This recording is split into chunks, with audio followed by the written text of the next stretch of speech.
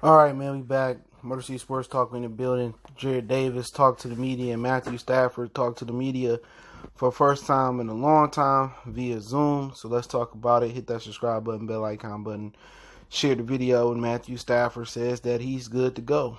Okay, said he healthy, feel good. Never mind, he said this last year. So until you start, getting in camp or getting preseason to get sacked, we should be see how good he is. But look good. He's been working out with some of the rooks. Amendola, he said he's been working out with him every now and again.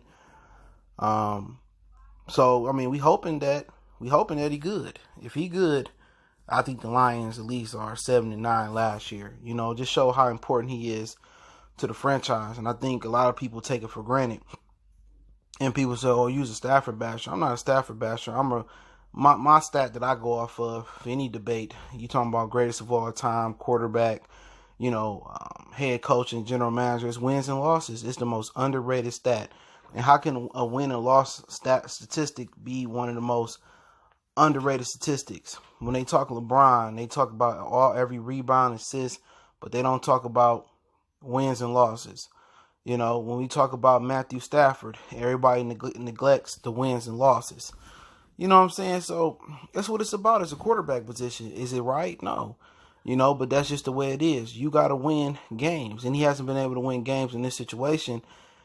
And that's just my argument. If he was in Denver, Kansas City, he probably would win playoff games and Super Bowls. He was in Joe Flacco's situation when he won a Super Bowl in Baltimore. He probably would win a Super Bowl.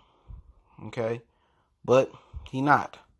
But he is very, very vital, very, very important to what we do with the Lions. And we need him because we ain't getting no backup quarterback that's going to push him or going to be competitive to take over. It's just not happening. So it's Stafford or bust, but he is selling his house in Bloomfield Township. He got the largest infinity pool in Michigan. His wife is expecting the fourth child, so they doing it for safety. Okay. For people saying, "Oh, why he selling his house? Is he, getting traded?" No, he said he doing it for safety. If you got around $6.5 million, that house with the infinity pool in the back, and my Damian Lillard voice could be yours. But we'll see. You really don't know how healthy you are in sports until you get out there and compete in the heat of the moment. You can simulate, the NFL. You can simulate the NBA, but you can never do it to a T. You can never make it perfect. You have to get out there and know if he's healthy or not. Not in training camp where he can't be hit. When he start getting hit in preseason or the regular season, then you're going to know where Matthew Stafford is at. But one thing he's done a great job of, when he need to cut weight, he cut weight to be more mobile. So he also revealed that the math trick he did with TJ Lang was fake, that he ain't really calculate numbers like that. And I think a lot of people was impressed with that as well. So, that's the situation with Stafford. He's been working out, keeping in touch with everybody. He ready to rock and roll, and we happy to have him back. Of course, because nobody wants to count on David Blog or Chase Daniels to come in and say today, if we do, we're going to be in the same situation with three or four wins next year. So he said he healthy, said he ready to go. Say he been throwing to Amendola, the rookie we had tight end from last year. Not Hawkinson, but the one from Georgia. He been throwing to the rook this year, DeAndre Swift, Quintez, the Quintez kid from Wisconsin. So he been staying in shape, okay, and keeping our arm hot and keeping in touch with guys like Galladay and stuff of that nature. So we'll see how the offseason boil down. But one of the main things I want to talk about is Jarrad Davis. He spoke to the media, and Davis just always seemed like a guy that's on your team or in your group in a school project, whatever it may be, that say, "My bad. Oh, my bad. I get better." He never get better. He been here for 3 seasons. And there's been no improvement in his tackling, in my opinion. There's been no improvement in coverage. And he said he don't know what it really is. If he overthinking things, if the game hasn't slowed down for him yet, it's probably not gonna slow down for him. He just not gonna be good. I remember the first preseason game that he played in New England when he was a rookie, and they toasted him in coverage. And for a dude to be as athletic, as well-groomed and smart as far as, just being raised the right way, that's the only reason he's still on this team. If this dude was a knucklehead, if he wasn't a nice guy, he would have no ambitions. That Matt Patricia had no ambitions on still bringing him back.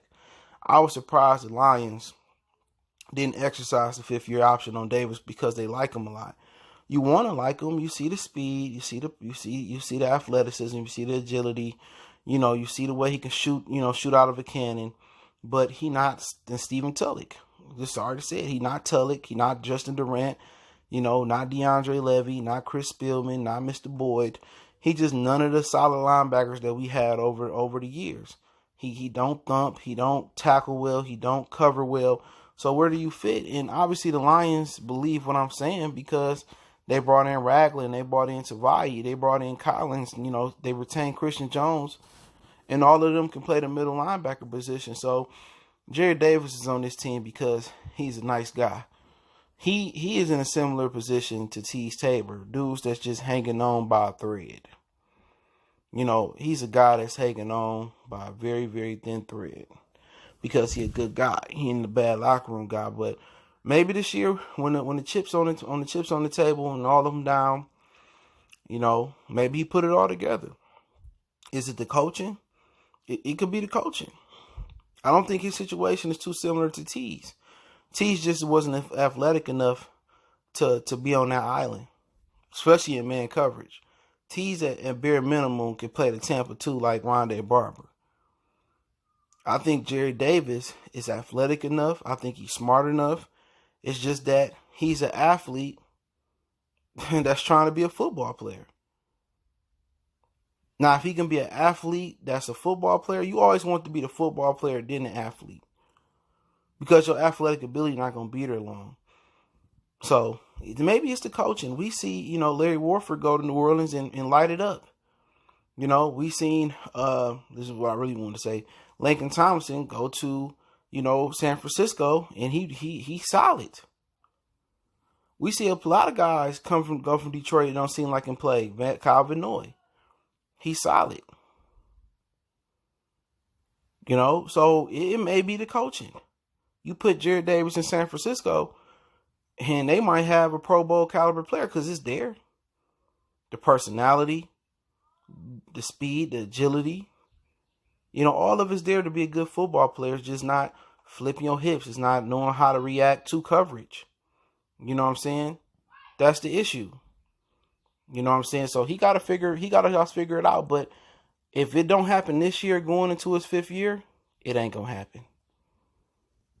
It ain't going to happen. This is his critical year. And you know what?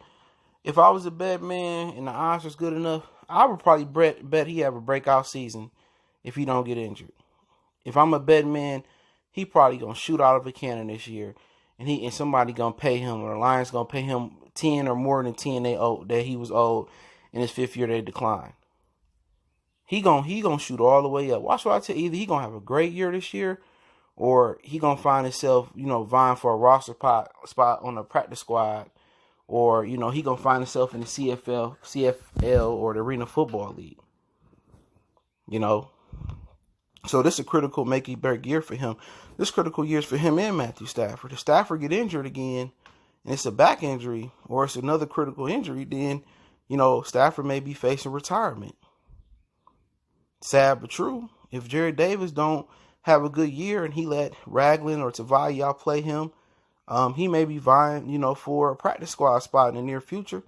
He may be fighting for his football future. But if he changed scenery and somebody could show him how to flip his hips, how to read coverage, how to jam off the line, they can get the best out of him, put him in a position to be successful. Maybe it's just the line coaching. I'll tell you this: if Jarrad Davis don't do well this season, he goes somewhere else and he ball out. It's the coaching, and I firmly believe it's probably the coaching. We've seen too many players come here and not know how to play and go other places and ball out. We have some players here that couldn't play here and go other places and still couldn't play. So that's just what it is. But let me know what you guys think. Motor City Sports Talk. Don't forget we on Facebook, Instagram, Twitter. You can reach out if you have a business question, inquiry, sponsorship, video request. Keep sharing the videos. Want to make a donation, Cash App, PayPal subscription. Don't forget, check out my other channel, Goodfellas Sports TV. But I'll link kind of the articles in the description so you can check out what they said. But Matthew Stafford is moving out of his crib for safety of his kids. His wife pregnant with 4.